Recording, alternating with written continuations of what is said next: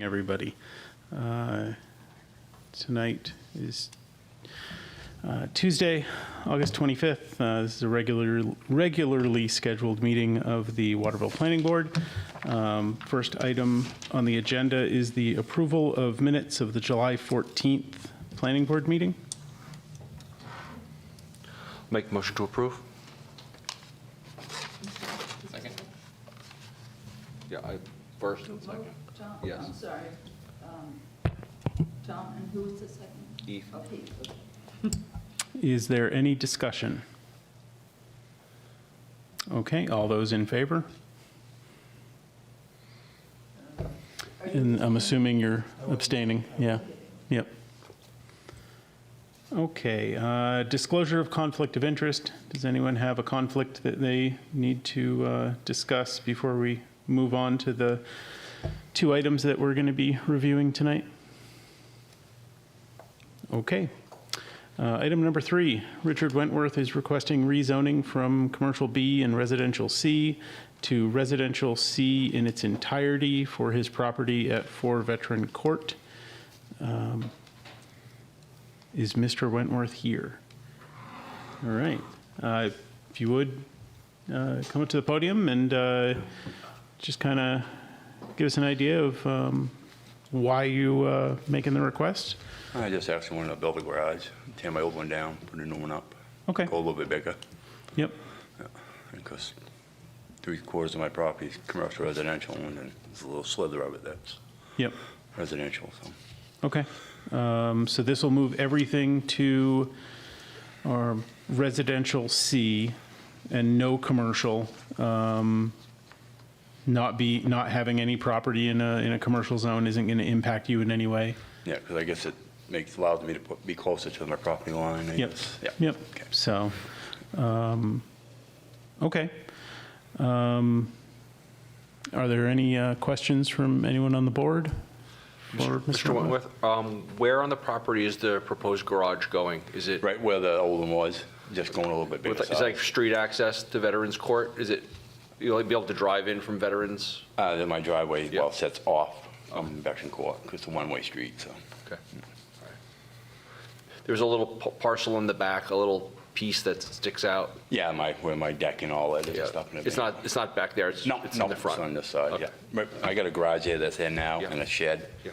That's all going away, and putting the garage up there. How many stalls are going to be? Two? Yeah, Yep. So you're just making it go to the left more. yeah, pretty Yeah. much, yeah. The garage there now is like 30 years old, so. Yep. It's in pretty rough shape, so. Okay. And I want to put a metal one up instead.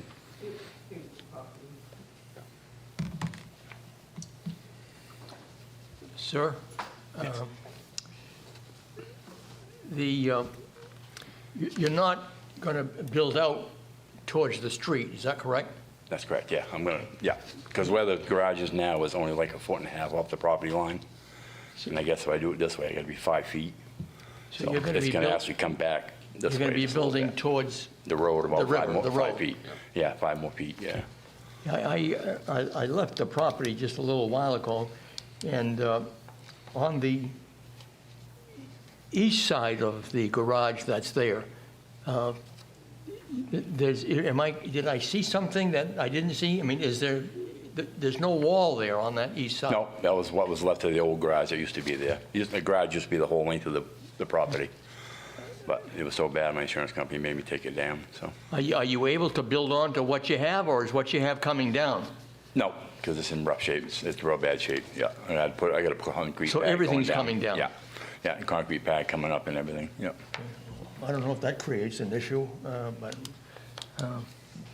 all right, thank you. Yeah, I mean, if we look at the map, right, residential C is the light green on the left, right?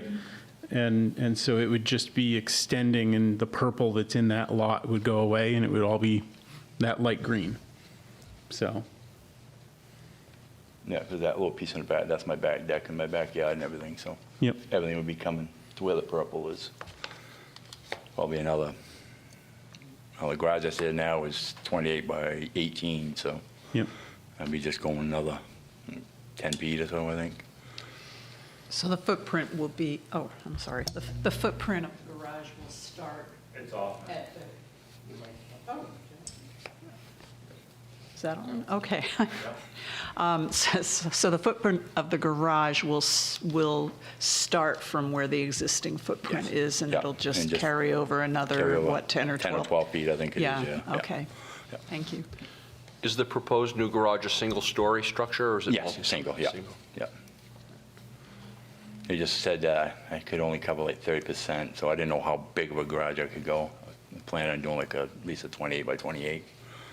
You know, what's there now is like 28 by like 18, so I'm only gonna pretty much go 10 feet this way, but it's gonna be the same length as it is there now, so. All right, any other questions, comments? So what we're going to do is we're going to vote to make a recommendation to City Council, and then they'll have to vote on it twice. If they decide to approve this request based on our recommendation. So that's just how it works. All we do is make a recommendation. There's somebody in the audience now. I know the neighbor next to him, and I agree with him. So. Oh, okay. I support him, so it doesn't matter. Yeah, Well, thank you for coming. yeah. Thank you. Yeah. All right, well, I will entertain a motion to make a recommendation. So moved. And the recommendation is? The recommendation is to Could you- allow to recommend to the city council that they approve the request for the rezoning as proposed by the applicant. Okay, I'll second. Thank you. all right. Let Ann catch up for the, I'm sorry. so Mr. Nail made a motion to recommend approval. And then the second came from right next to you. Ben. I'm bad with names.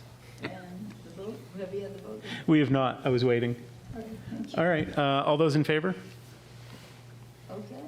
Okay, thank you very much. Thank you. Good luck. Good luck. I already explained the process. This has to go to the council. Yeah, I You'll be did. there. Thank you. All right. The last item on the agenda tonight, the city council is requesting a planning board recommendation concerning adding food truck park regulations to the zoning ordinance to implement the mobile or temporary food vendors ordinance. Thank you, Ann, for drafting this up. Hopefully, everybody got a chance to review it. And I know you also provided some additional information that somebody gave as a kind of a handout at a city council meeting. It didn't look like it really pertained to this at all. No, it's. So we don't really need to take that No, into I don't think we consideration. So, okay. I mean, I don't feel it necessary to go through and read this out loud for anyone watching online. But did everyone get a chance to read through this? And is there any questions for Ann or any items that anybody wants to discuss?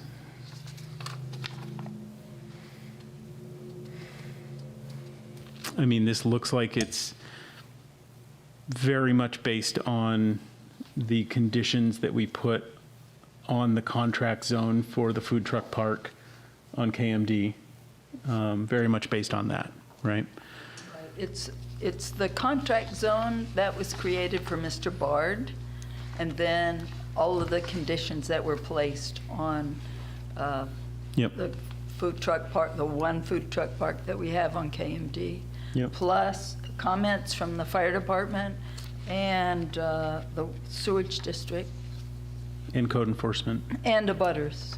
Yep. Abutters when the food truck So park. some lessons was reviewed. learned, so to speak. Exactly. Is this going, if this is enacted, does that impact the existing food truck park on KMD going forward? If there are anything in here No, that food truck is in compliance with all of this. Okay. And Mrs. Lazan, Popo. Lu, sorry, I call her Popu, and that's Yeah. disrespectful, so, Zanpolu, is already complying with this. She is making sure that all of the food trucks in her park are licensed, and she's doing a good job there. Yeah, okay. So, and the letter that was presented to you from, but the city has got nothing to do with what we're Well, doing? no, it was actually handed out to the council. Okay. And I saw that the title of it was Food Truck Park, so I sent it to you. But it really has to do with the mobile food truck ordinance, the temporary food, whatever it is, temporary food vendors ordinance, mobile or temporary food vendors ordinance. And the main concern seemed to be the requirement in that ordinance that allows anybody who has a vendor's vitrular's license to control pretty much who comes in within 250 feet. So the person who was writing about this, I think, was saying that it's not fair that the restaurant owner can just add hamburgers to his menu and then no one can have hamburgers within 250 feet of him. So they'll be discussing a council workshop open to the public tomorrow.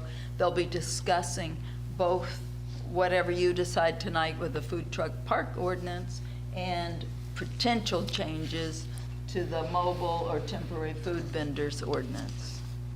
Thank you. Any other questions or discussions on this? I guess I have one question, or like, just want to kind of see what everyone's thoughts are, but I know in here it says signs, you can't put signs for the food trucks near the street. Residential, in the residential zone. Yeah, do we feel though like there needs to be any more signage required in a food truck park? Do we feel like, since seeing the food truck park that we have now, that we should require anything else as far as paving a parking lot or having it a more finished space, just so that we don't have a bunch of food truck parks popping up in vacant lots? I don't know, I'm just kind of spitballing, but questioning what everybody's thoughts are and what that looks like. Oh, I would say that this requires anybody wanting to open a food truck park to bring their site plan to the planning board. And so, Do we need to have any sort of requirements within this or within something else, though, to then change the way that we feel about for, requirements for the food truck parks, or? sign, you were asking about signs initially.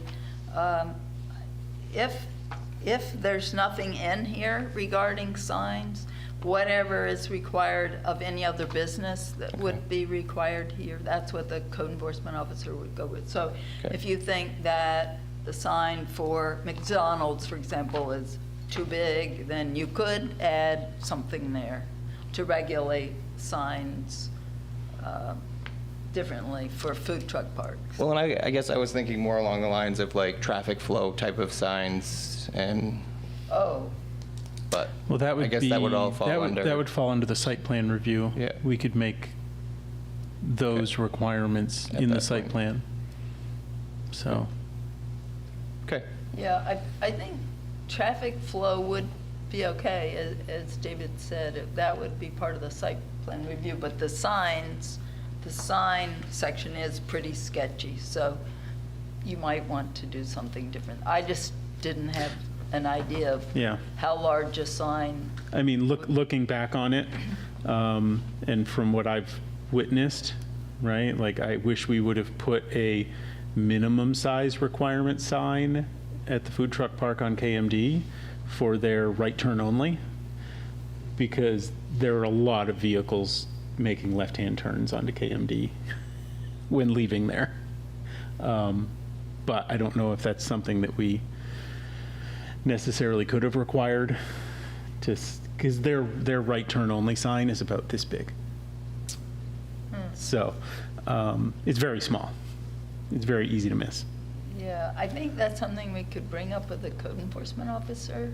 Okay. I'm not sure we need this in here, but you can add whatever you want.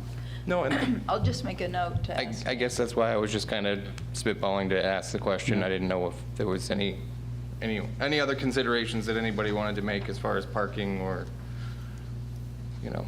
But I think that's something that we can, those types of things are all reviewable and. Well, and that's what I figured. editable within But if the we've site plan. done one and have allowed it, I guess I just didn't know if this is our opportunity to change course. Yeah. You know, as a group, rather I- than waiting until next We'll time and probably- treating somebody else differently. Yeah, each site will probably be a little bit unique and might be difficult to try to foresee every possibility, so. Honestly, I don't even remember what the sign looks like for the food truck park, so it probably isn't very large, but someone else could come in and put in a larger sign, so I don't know if you want to address that. I think falling back on whatever the regulations are in whatever zone they're in makes sense. You know, it's possible that there is something in the contract zone. I remember discussing that I it. forgot about the size sign, so I could look at that and maybe add that language. I don't think it's, I personally don't think it's necessary. I think it falling back to whatever zone the food truck park is in, whatever the sign requirements are, makes sense.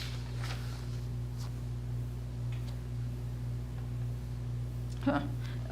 So the contract zone for that property says freestanding business identification signs are allowed only on the Kennedy Memorial Drive side of the property. No product brand names may be advertised.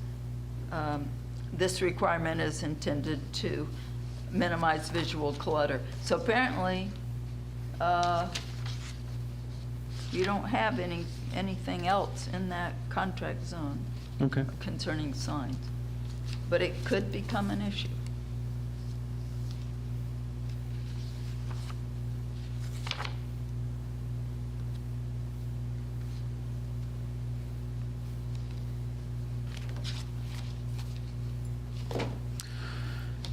Anyone else? Anything else? I'll bring it up. Like, I see that the number of food trucks is limited to 6.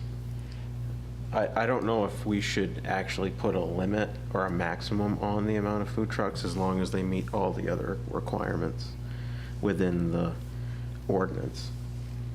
You know, if there's a certain amount of spaces, there's 10 feet in between them.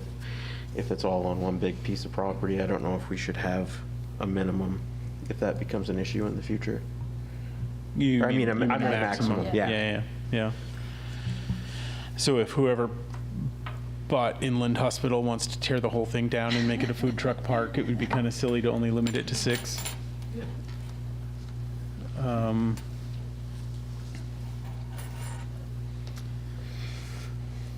Yeah. And that might stop us having to review this again in the future if something like that does happen. Right.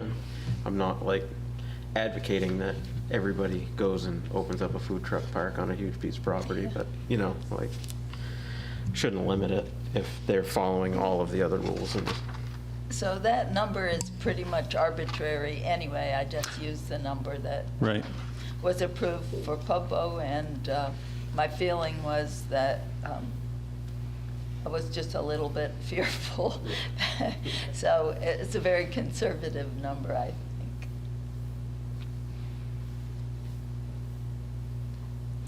Yeah. I wonder if trying to figure out, you know, no more than X number per or some sort of calculation with square footage of the lot, but again, I think every site, Yeah. they I could think be every site is different. shapes. I mean, I would be okay with us saying, you know, up to a limit determined by the, or, you know, determined by the planning board during site plan review. I think the city solicitor would want you to say it a little bit differently. Yeah. Because he wouldn't want you to be having, you know, making up the rules. So in other words, as Ben said, it would be dependent upon how many parking places they need. Right. And the 10 feet between food trucks, and 10 feet between buildings, and 10 feet between cars and the food trucks. So it may be that Can we the just leave it site, at 2 or more then? 2 or more, yeah. That's, Instead of saying, Yeah, just take out the two or part that more says food up to a limit trucks. of? okay. Okay, I mean. I'm you fine wanna- with that. do you wanna I'm vote fine on with that or because just- again, we have to review the site plan, and if they come back and say, you know, oh, we want to have 40 food trucks with 3 parking spots, I think that we're justified in saying, no, you can't do that. Right, because they wouldn't meet the requirements Right. of the ordinance. I have a question. I wonder, I don't go to food truck parks, so, but I wonder if there are any in this region that might be worth a look at to see, you know, what's it like if they have 10, or what's it like if they have 12, or compared to what it's like if they have 6 or something, and are there other issues? I mean, that's a whole, could be. As far a as I whole- know, this is the first one in the general area. Yeah, Permanent uh-huh, one in the general area. yeah. So it's So- not so readily Or groundbreaking. compared apples to apples. Yeah.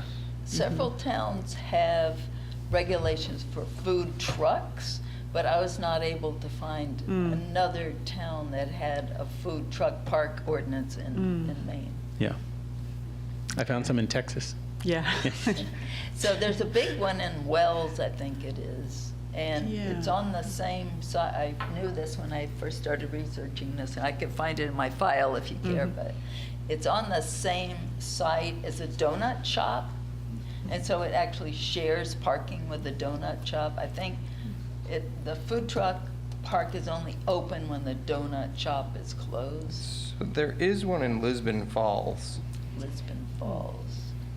that it's down by the waterfront in Lisbon Falls, and they do what they call Tasty Tuesdays and bring in a bunch of folks. I don't know that it's Like there. Onion. I don't know that it's there permanently, but they are there at least weekly. Yeah. So I don't know what sort of definitions they put on anything, but I do believe that there's one there. Right. Can go on Tasty Tuesday before our next meeting. Maybe.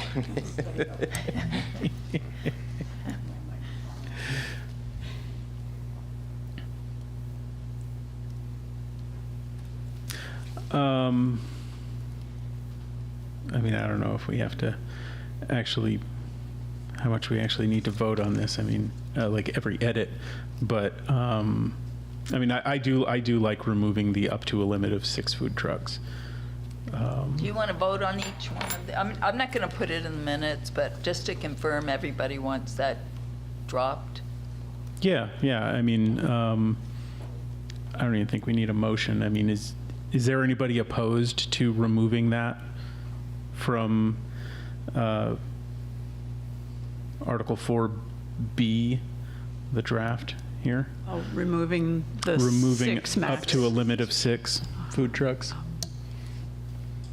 Is anyone opposed to that? No. Mr. Nail? Okay, it's gone. You all set? I'm not opposed to it, because I just think, I mean, when I read this, and it's supposed to be a definition, and in that definition, there's got to be some rationale as to why only 6. Right. And I don't think this board is qualified to say, we need this much space for this type of traffic flow to be safe to allow 8 or 10 or 12. So I'm Yeah. certainly in favor of striking this. Okay. Great. Okay, what about the signs? Does anybody have any suggestion for sign regulations? And that is on the third page under the letter J, as in Juno, signs. Is that the only Yep, mention of signs? yes. Okay. So, I mean, this is just prohibiting them along residential streets, which I think makes sense. Does anybody want to add any additional language around signs?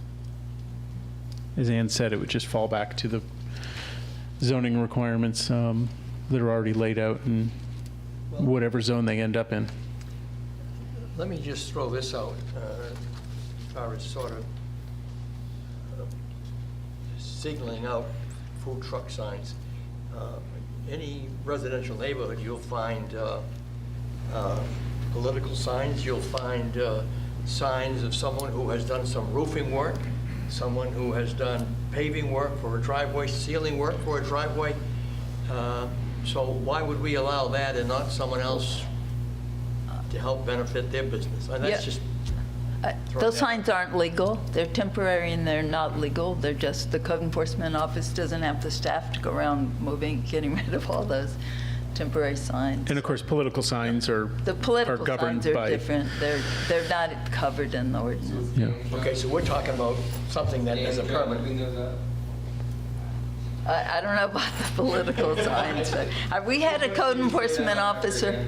We had a code enforcement officer years ago. I've been here a long time. And he used to go around picking up those painting signs. Or like, my driveway was paved by so-and-so. Yeah, they were Yeah. painting signs Yeah. that he collected. What happens if the Pro-ceiling sign and- says, food truck, 2 blocks on the right, this Saturday from 9 to 4? I mean, that's going to be taken down, I would suspect, after, it's temporary, just like the political signs. Are we limiting permanent signs, or are we limiting? Permanent, this is all- permanent signs, not, we're not dealing makes with sense. temporary signs in this ordinance?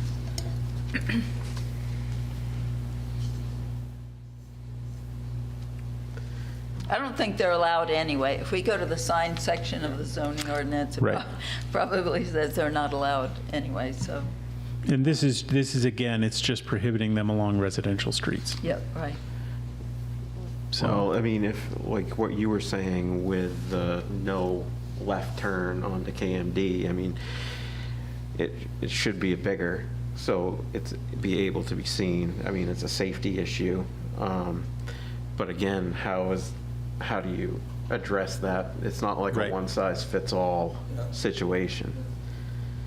what we had put in the findings and facts, I believe, for the site plan review was that they had to have a sign saying that there was a left-hand turn, or right-hand turn only, right turn only. So I'm assuming we could have said you need a sign that's at least this large saying right-hand turn only. And that's in the site plan review. So, But is that something Dan can still I think so. address? Yeah. So, right. Yep.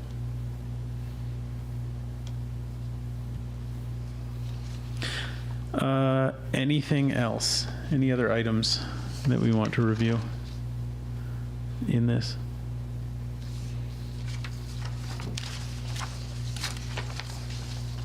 I liked Heath's idea about having gravel or pavement or some sort of semi-permeable surface. I'm not sure how to define that.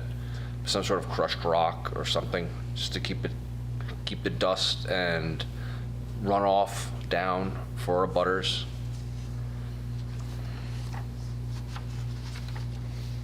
I'm not sure if that falls under nuisance issues. See mud, silt.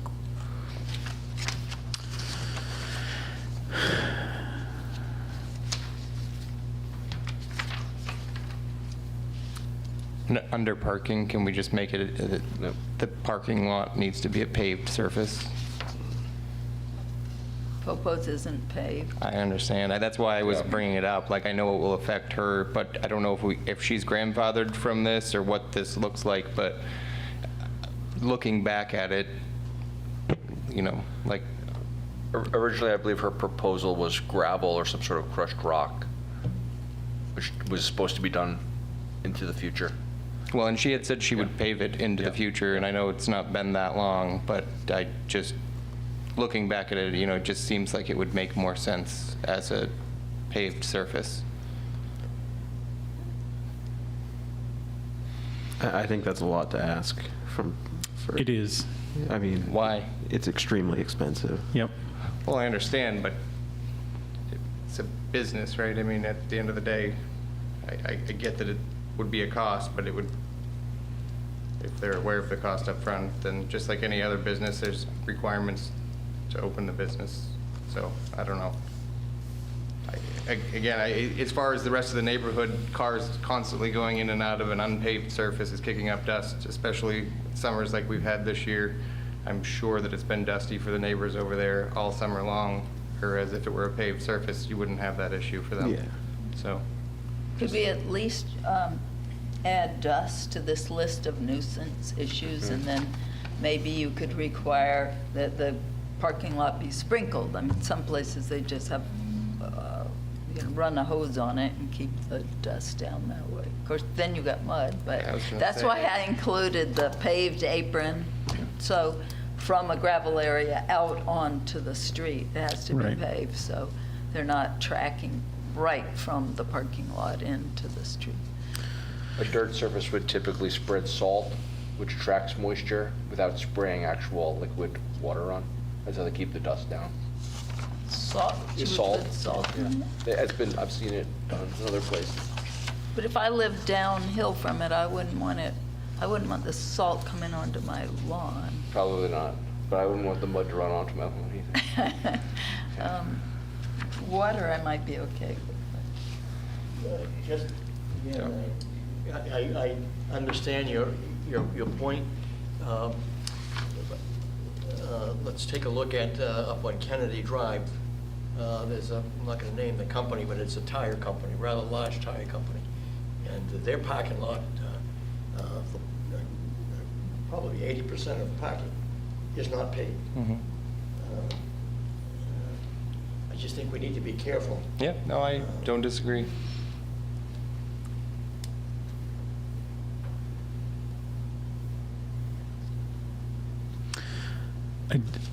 I do like the idea of under item K, under nuisance issues, of adding dust to that.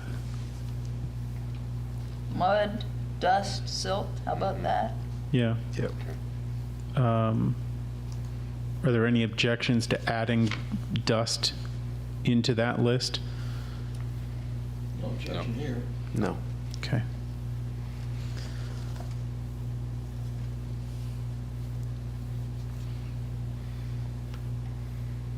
I mean, I personally would love to say, yeah, it should be paved, but I do also know that that could be the difference between somebody being able to actually start a business or not. I Yeah. understand. Yeah, so. But, I mean, I guess to the flip side of that, I feel like the other side of our job as a planning board is to make the city look nice and be taken care of as well. And so, while yes, it might prevent someone from starting a business, it might protect Yeah. the neighbors around Yeah. it also, so. Yeah, I think looking at the one on KMD, I think last summer, the first year that they were open, there were some dust issues. There were some issues. It seems like this year has not been nearly as bad. And so I don't know if that's just the gravel settling and being packed in and, so, yeah.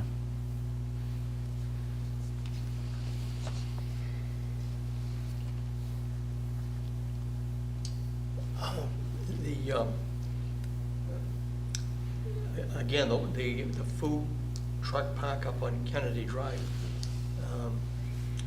I believe she's doing a great job up there.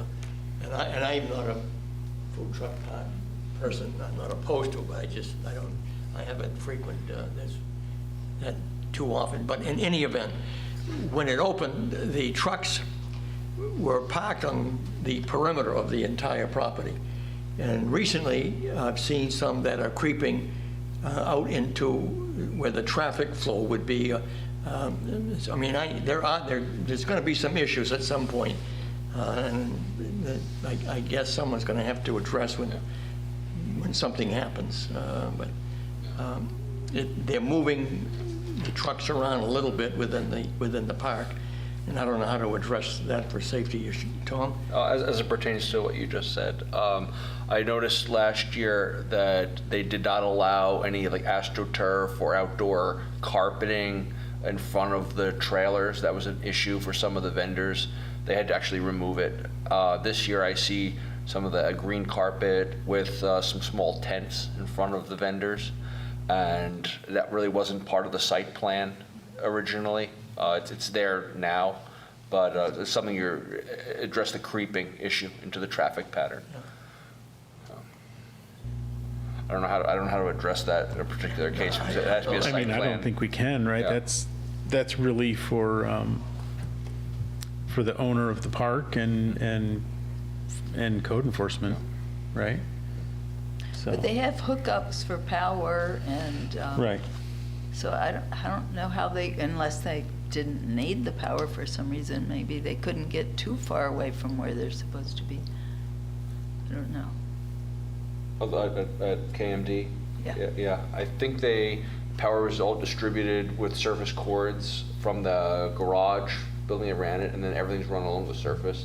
So I think in the future, it should all be either buried or in conduit, just considering the amount of power that's flowing through. Mm-hmm. I think that's in here with conduit. I believe I read that somewhere. There was, or something, provide electricity with underground electrical services and conduits for each food truck pad. I think that's a good idea. I think that may have come out of her condition, so maybe that's what she's supposed to have. Right, I believe that's what she was supposed to have. I thought that they had underground power and then they were just running cords to the trucks from the posts with the power outlets there, which, I mean, that's what they would have to do, right? So, yep.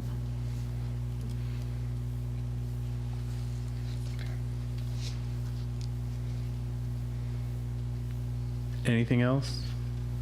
Anybody else?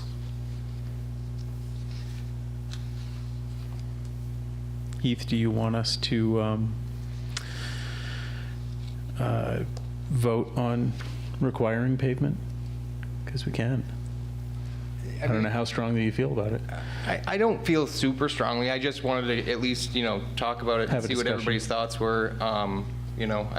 To circle back to the, creeping into other things, I think if you were to pave it and have them paint it, then you eliminate some of that, because then there's a traffic pattern, there are parking spots, it's not just a Right. open lot with no, layout. At least if we require a parking lot with a layout to it, then maybe that eliminates some of that. I don't know. I Yeah. mean, so.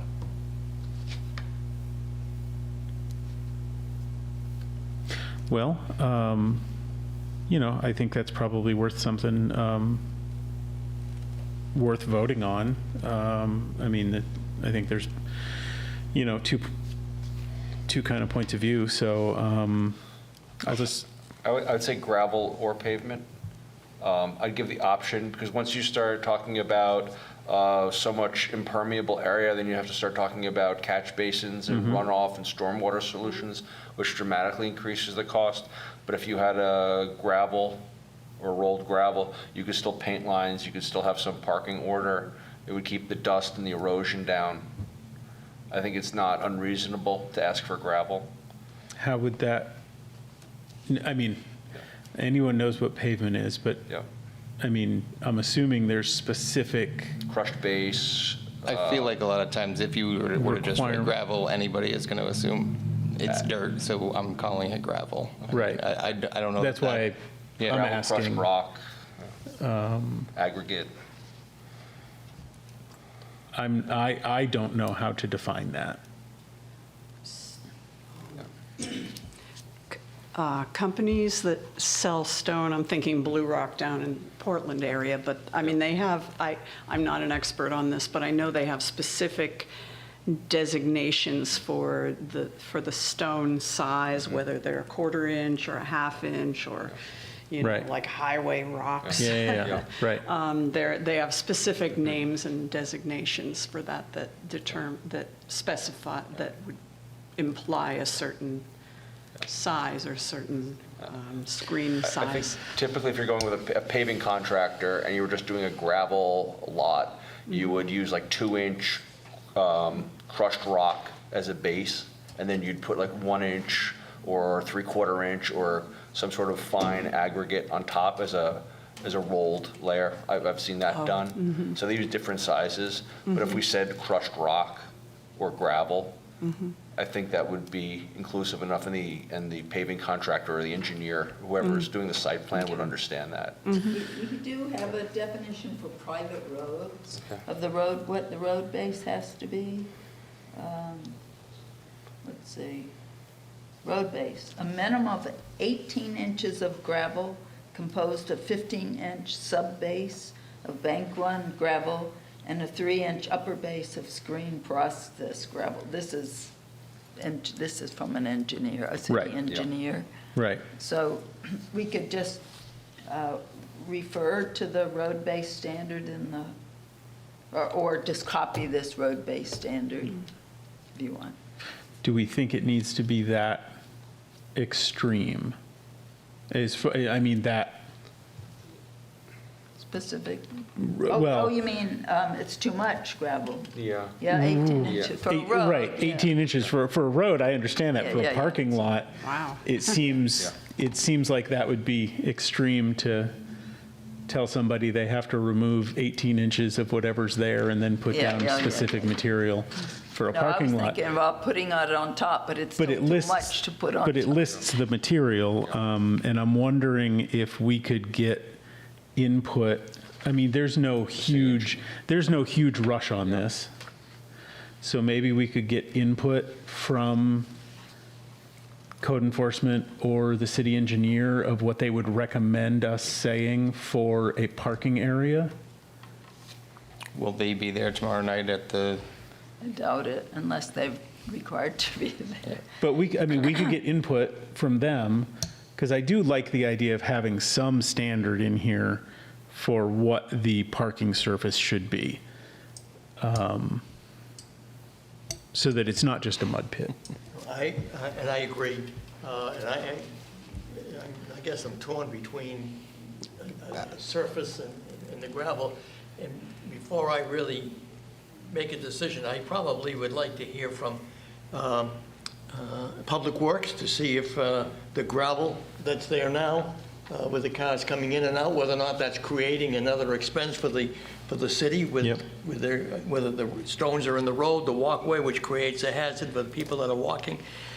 So I'd probably like to have some input from Public Works. They would know better than, I guess, Yeah. myself as to what should be down that wouldn't create such or an additional expense for the city and taxpayers. Yeah.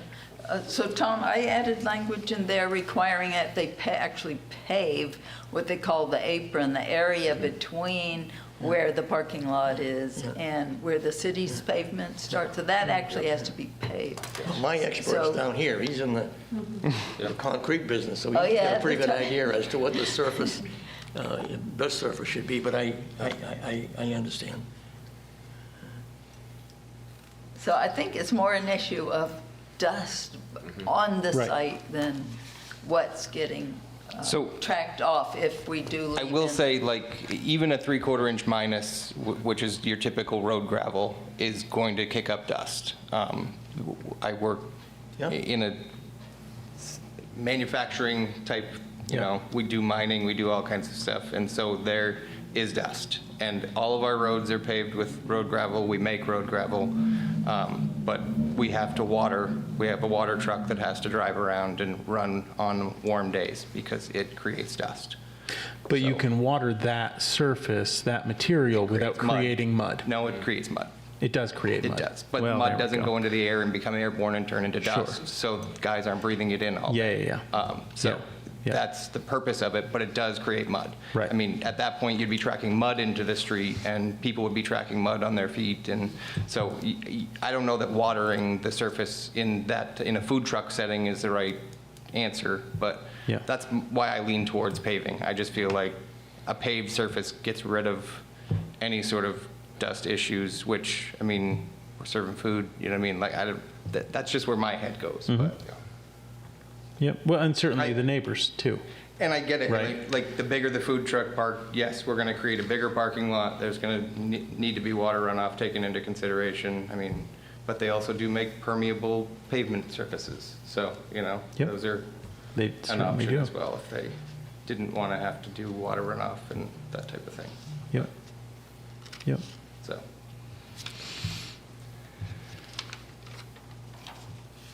I've seen that permeable pavement.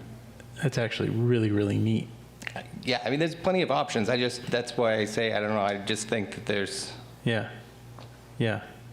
yes, it does create more expense, and yes, obviously, when you're starting a business, that could create a barrier, and that's not what we are hoping to do.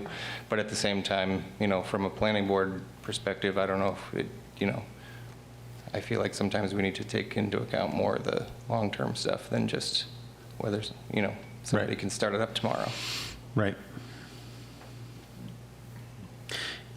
And if we did add a pavement requirement to this, would that impact the existing food truck park? I think it's required- grandfather. I don't think she has to do would be that, legal because when you non-conforming. approved it, you didn't require pavement. Right. Right. So it would be that legal non-conforming? That would be legal non-conforming, right? Yep, okay. Well, then, I mean, I think at this point, we just do a show of hands of should we require the parking, in the parking section, require that to say that it should be paved in H? Show of hands for who wants to see that, that change. So to pave, Would you Can I ask a question? Are we talking about, are we designating a type of pavement? Like Nope, just pavement. bituminous, or is gravel considered a pavement? Are you? Nope, is- it would- so you- pavement. Pavement, okay. asphalt? Yeah. Yeah. I mean, we don't have to say asphalt paving, there's other kinds of paving, there's, you know, concrete pavers, Right. there's plenty of different stuff that they could use to pave it, it just would need to be a paved surface. Right, right. And of course, if they're creating that impermeable surface, you know, enough that then they need to do catch basins and stuff like that, I mean, that all falls under all of the other regulations that exist. So, then I guess I would also want to see, you know, a show of hands to say pavement or some sort of gravel surface that we would get input from code enforcement or the city engineer or both for the parking area. Who would want to see that? Like a pavement or the gravel, which would be to be determined. I would.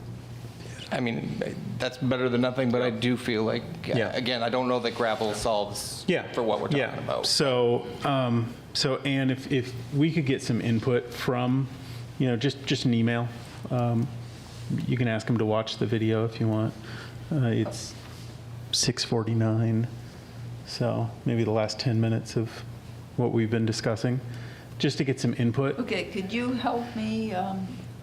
We're asking the city engineer about what kind of surface Yeah, would be less dusty? kind of like you did the private road, right? A write-up like that for a parking lot, what would be the requirements that he might suggest for a parking lot, Okay. for a gravel parking lot?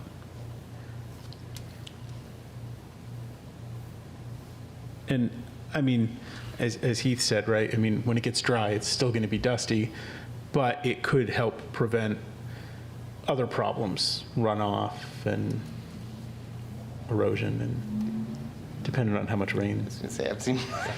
Oh, I've seen it too. But Yeah, if there's a lot of rain, it's going to get washed away. So, okay, so we'll obviously have to postpone this to a date certain. But are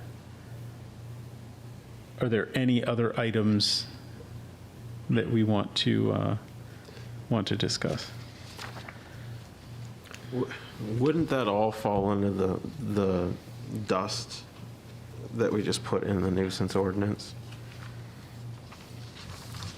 the only trouble with that is, I mean, then you're not really addressing it until it becomes a problem, and then as a city, we're chasing it. I feel like if we put a paved surface in there, then all of a sudden, we don't have to chase the dust problem. Yes, I think that you're right, but I don't, if we have no way of upfront saying at the site review, this is a requirement of you, then I think, how would we know there's dust until after there's dust? Right. Yeah, it's true.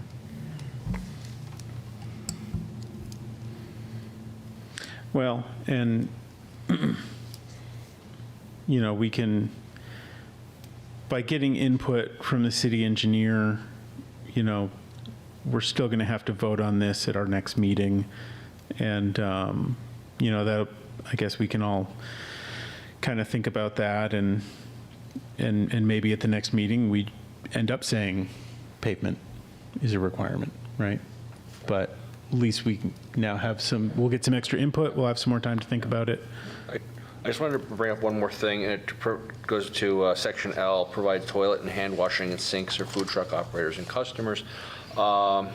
With the operation on KMD, I don't know if it was envisioned as just a summer or warm weather operation. Originally, we were told that it was going to be a year-round food truck park, but one of the issues is that they don't have a heated building, so any water for sanitation, hand washing, sinks, toilets, that would all potentially freeze. So it becomes it's just a seasonal operation. And I'm trying to think if in the future, if there are more true four-season designs, do we need to say that that the hand washing, the water or sewage is available year-round? Do we need to specify? Do we need to be more specific? Is there a way to keep a food truck open in the winter? Originally, that's what they wanted. I but, thought she yeah. said that it would be seasonal, that it would It's only not be seasonal, open okay. after it's cold. Because I feel like, how would you run water to any food truck without it freezing? Exactly. You know, you're going to run Right. it there by a hose, and I'm Right. assuming the food truck itself needs Yeah. water. I would, again, I'm no food truck expert, so I don't know that to be fact. I think a but lot of them I have would assume- reservoirs. Yeah. Oh, well, I guess that's true. Yeah, but, I mean, I don't think that we need to say that, just Okay. because if they can't provide water year-round, then they can't be open year-round. I mean, And if they can, they can. They could have water on board on the truck, but then they still wouldn't be able to wash, and Right, so. right. Yep, But I don't know if we need to designate that the water, the basic sanitation needs to be available at all seasons, at all times when the food truck park is in operation. I mean, I feel like it's implied. Yeah. Okay. I'm fine with that.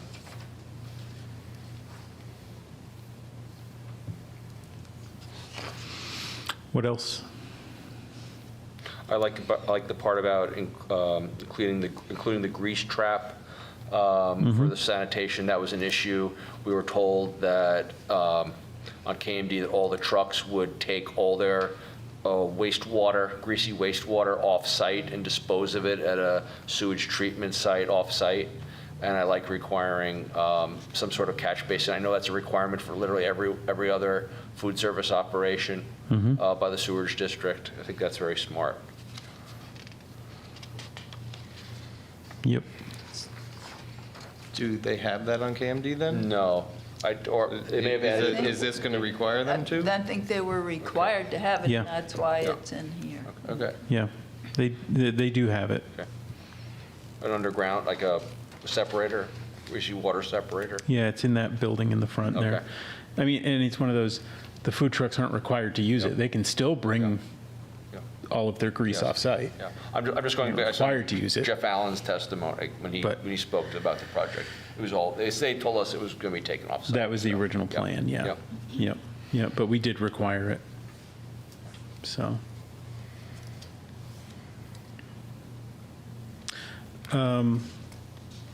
Kind of on topic. Ann, do we have a quorum for September 22nd yet? I have Heath, David, Patty, and Ben. So, that leaves, Tom, did you say? I'm a maybe. You're a maybe, Yeah. that's right, it's written right here, sorry. Okay. Okay, so, I'm available. on September 22nd, you're available? Okay, then we can postpone to a date certain. Okay.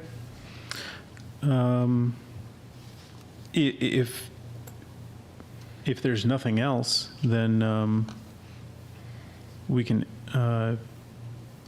someone can make a motion to postpone until September 22nd. So moved. Second. All those in favor? Okay. Thank you very much, everyone. Have a wonderful Labor Day, and the meeting is adjourned.